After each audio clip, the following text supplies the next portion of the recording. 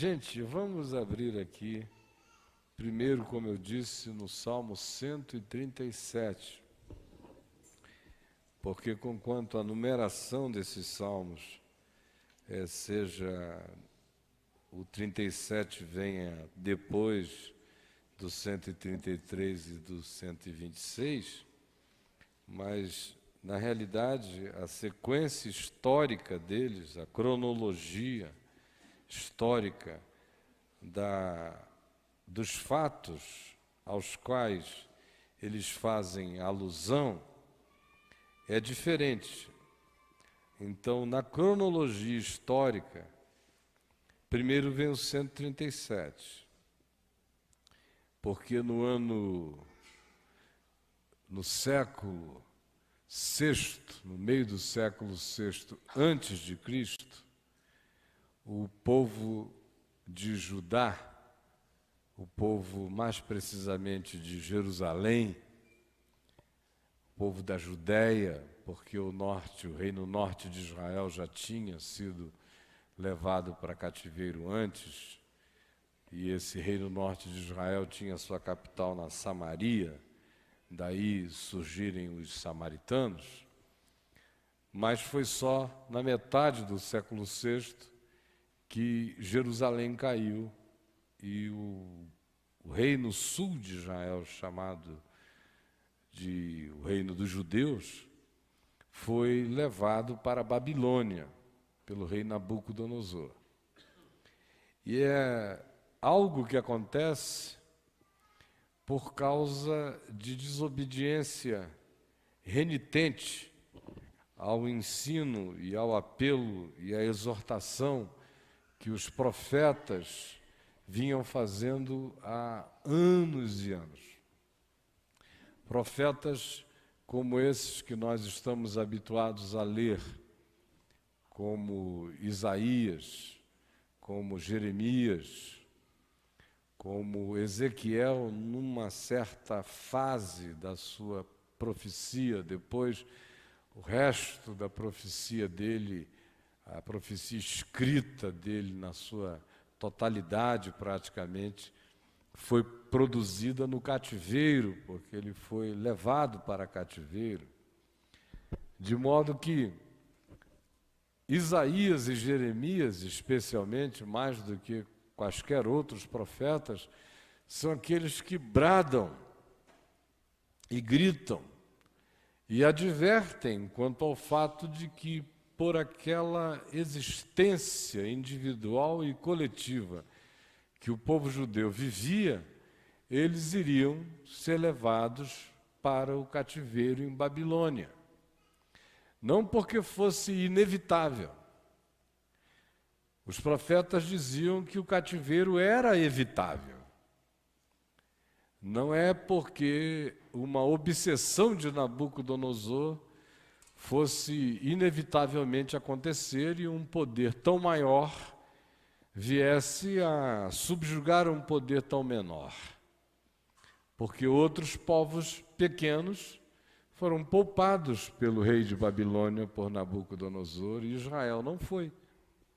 Explicitamente os profetas diziam que era por causa da idolatria que eles praticavam, adorando a toda sorte de deuses, enquanto cultuavam a Deus no templo de Jerusalém, por causa da prostituição que eles viviam do ponto de vista da promiscuidade sexual, da proliferação do adultério, gerando uma sociedade de infiéis e de adúlteros, de uma corrupção que começava nos sacerdotes no templo, ia e se estendia por todo o tecido social, o que também gerou e alimentou esse espírito de idolatria, que os profetas chamam também de prostituição espiritual, porque designava uma infidelidade de Israel na sua conjugalidade para com Deus único e eterno, enquanto eles tinham casos e paixões com os deuses loucos dos povos que os circundavam, o que também gerou uma destruição total do sentido de equidade, de justiça, de verdade, de equilíbrio social, produzindo disparates, ricos, absolutamente ricos e nababescos, e pobres, famintos e miseráveis, o que produziu a antissociedade do ponto de vista do que a palavra de Deus propunha para eles, e que estava então determinado na lei de Moisés e que era frequentemente objeto de convocação dos profetas para que eles soubessem e lembrassem que eles eram aquele povo que na presença de Deus no Monte Sinai tinham dito: nós queremos ser um povo diferente de todos os outros povos da terra, um povo que seja um reino de sacerdotes, um povo que seja propriedade exclusiva de Deus, um povo no meio do qual não haja pobres, nem famintos, nem discriminados, um povo onde até os marginais tenham uma cidade de refúgio, ou cidades de refúgios para que lá sejam defendidos, um povo onde prevaleça a justiça e a verdade e a equidade nos nossos vínculos diversos. Esse era o pacto que eles fizeram com Deus, porque esse era o sentido da lei e dos profetas. Era a produção dessa comunidade de amor, justiça, verdade e paz. E eles foram sistematicamente violando isso. E é por essas violações que vieram inúmeras advertências de profetas que nós conhecemos e de profetas anônimos, que durante o dia inteiro, por anos e décadas, disseram: se vocês continuarem assim, se nós continuarmos assim, é inevitável que a tragédia nos abata de maneira implacável. E até mesmo esses profetas, por assim falarem e por assim denunciarem, foram considerados traidores do povo, e traidores da nação e das autoridades. Foram considerados subversivos, marginais. Foram interpretados como figuras que lutavam contra a continuidade do status quo, do establishment. E alguns sofreram penalidades horríveis por falarem em nome de Deus contra a maldade que se coletivizava dia após dia, década após década, até que chegou o dia da calamidade. E Nabucodonosor não teve pena. E entrou em Jerusalém, a cercou, a tomou, a possuiu, derrubou o templo, roubou todos os seus tesouros e objetos sagrados, destruiu as muralhas, as casas, as vinhas, os pomares, incendiou a nação, estuprou as mulheres, matou os velhos, os aleijados, os pobres, recrutou, apanhou, cativou, algemou e levou toda a realeza, todos os príncipes e todos os jovens fortes e todos os que eram considerados inteligentes, não sem antes castrar a maioria deles e torná-los eunucos, destituídos dos seus membros sexuais. As mulheres jovens, as virgens, foram usadas como escravas sexuais e levadas a serviço dos prazeres hedônicos dos babilônios, e eles deixaram para trás apenas um restolho humano que eles julgavam que não tinha poder para refazer nada e que dava trabalho demais para ser conduzido, era um peso morto. E é esse lixo humano, assim considerado, que eles deixam ficar para trás. E o povo de Israel, mais precisamente o povo de Judá, chega em Babilônia, que era uma Babilônia, que era uma megatrópole extraordinária do mundo antigo, com os seus jardins suspensos, com os seus chafarizes, com os seus Taj Mahals de beleza, com toda a arquitetura absolutamente impensável até para os nossos pseudo-arquitetos modernos que só trabalham com programinhas e softwares de computador e concreto pré-feito e estruturas de metal pobres. E era tudo de uma beleza absolutamente indizível, uma cidade imensa, cortada de canais, com distribuição de água para todos os lados e a opulência de todos os povos da terra ali presentes. E eles chegam espavoridos diante daquela grandeza, sem identidade, sem nome, sem raízes, todos eles órfãos, e os que tinham filhos, muitos deles desfilhados. A melhor memória ali era de orfandade castrada. Esse era o estado deles. E esse é o espírito do Salmo 137. Isto dito, entendam o Salmo. Quem não entender também, é melhor pedir licença e se esconder agora. Porque é assim que se tem que entender este Salmo. Este é o contexto, entenderam? Vejam como ele se transforma num outro Salmo, sabendo-se deste contexto.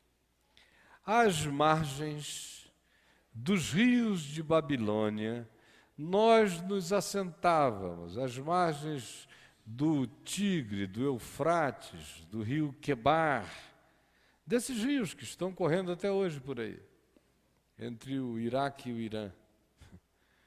Às margens dos rios de Babilônia, nós nos assentávamos e chorávamos, lembrando de Sião.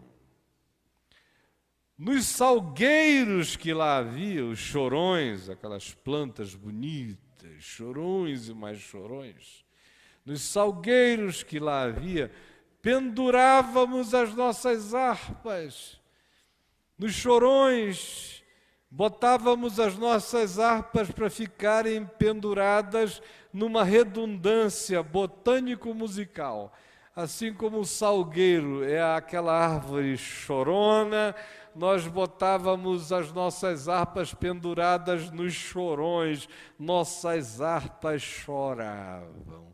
Essa é a poesia do Salmo. Pendurávamos as nossas harpas. Pois aqueles que nos levaram cativos, a saber, os babilônios, nos pediam canções. Gente quer ouvir música em hebraico. Ô Davi, no Davi. Canta pra gente um Oxanxinanã, qualquer coisa dessa.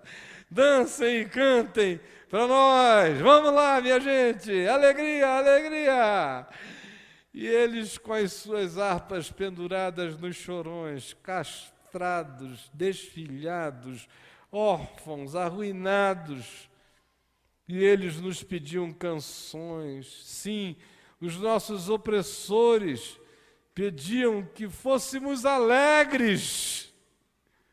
Sorriso, minha gente, dizendo: entoai-nos alguns dos cânticos que vocês cantavam nas festas de vocês, lá em Sião, nos carnavais de Sião. Como, porém, haveríamos de cantar e entoar o cântico do Senhor em terra estranha, se no tempo em que eles moravam na própria terra deles, eles já não cantavam o cântico do Senhor? Eles estavam cantando há muito tempo cânticos a deuses estranhos?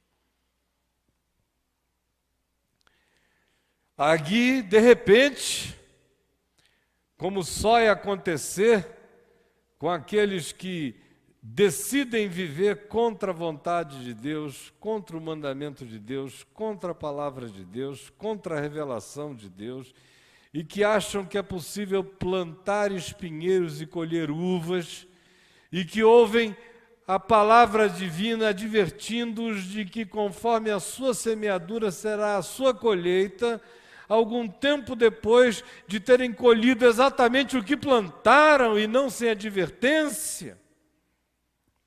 Surge no meio do cativeiro, no meio dessa situação de angústia e de aflição, uma devoção autovitimada, que se toma de arroubos, que se deixa possuir de intensidades que até há pouco tempo atrás eles repudiavam, quando, em nome de Deus, alguns os chamavam justamente a que vivessem com o compromisso da visceralidade para com Deus, e eles não queriam, mas agora, oprimidos, feitos órfãos, desfilhados, desmembrados, com perda da sua própria identidade, oprimidos, tiranizados, movidos por autopiedade, esquecediça tal autopiedade. Eles dizem: como, porém, haveríamos de cantar o canto do Senhor em terra estranha? Se na sua própria terra, estimulados pela palavra de Deus, eles preferiram entoar canções contra o louvor a Deus.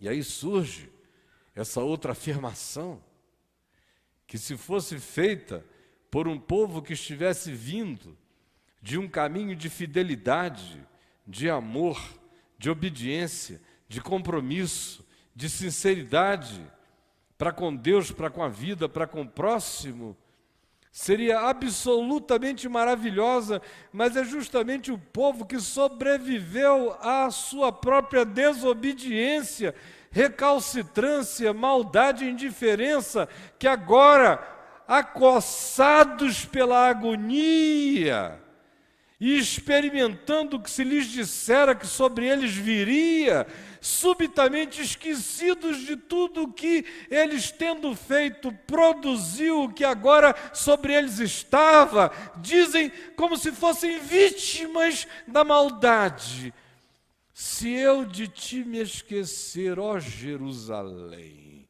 que se resseque a minha mão direita, que se apegue a minha língua ao paladar, se não me lembrar de ti, se não preferir eu a Jerusalém antes do que a minha maior alegria. Daí até hoje os judeus, no casamento deles, dizerem esses versos, porque o casamento supostamente é o momento da maior alegria, por isso eles pegam aquela taça com vinho e a colocam ali no chão, ou sem vinho, com o pano em cima, e o homem diz isso: se eu me esquecer de ti, ó Jerusalém, que a língua se me apegue ao paladar, que se seque a minha mão direita, se eu esquecer de ti, Jerusalém, se eu não preferir a ti acima e antes da minha maior alegria, que é esse momento conjugal, aí ele, pá, quebra aquilo ali. Bonito, poético, mas hipócrita. Pois diziam, eles prosseguem, agora com raiva dos babilônios: olha como a desobediência levada para o cativeiro e que sofre as coisas que eles sofreram, de repente inventa na terra do cativeiro a devoção do ódio, da autopiedade. Primeiro da autopiedade: penduramos as nossas harpas nos chorões. Nos pediam canções que não podíamos cantar em terra estranha, quando na sua própria terra se tornaram estranhos para com o Senhor. E agora, não tendo outra alternativa, dizem: jamais me esquecerei de ti, Jerusalém, que se resseque a minha mão direita, quando com as duas mãos na terra deles, eles ressecaram as suas mãos para o bem, e não praticaram. Que se apegue a minha língua ao paladar, quando eles, em sua própria terra, com toda a graça de Deus que lhes estava disponível, preferiram que a língua deles repudiasse o gosto da vontade de Deus. E não preferiram a Jerusalém, antes preferiram a sua orgia, o hedonismo e aos seus caprichos. Mas agora, na terra do cativeiro, a autopiedade revoltada, o sentido de autocomiseração, a tristeza produz essa piedade poeticamente irrealista. E que vem eivada agora também de um espírito de raiva, porque no final do verso 7 eles dizem: arrasai, arrasai-a até aos fundamentos, eles diziam, de Jerusalém, filha de Babilônia, que hás de ser destruída. Feliz aquele que te der o pago, olha a vingança deles, do mal que nos fizeste. Feliz aquele que pegar os teus filhos e esmagá-los contra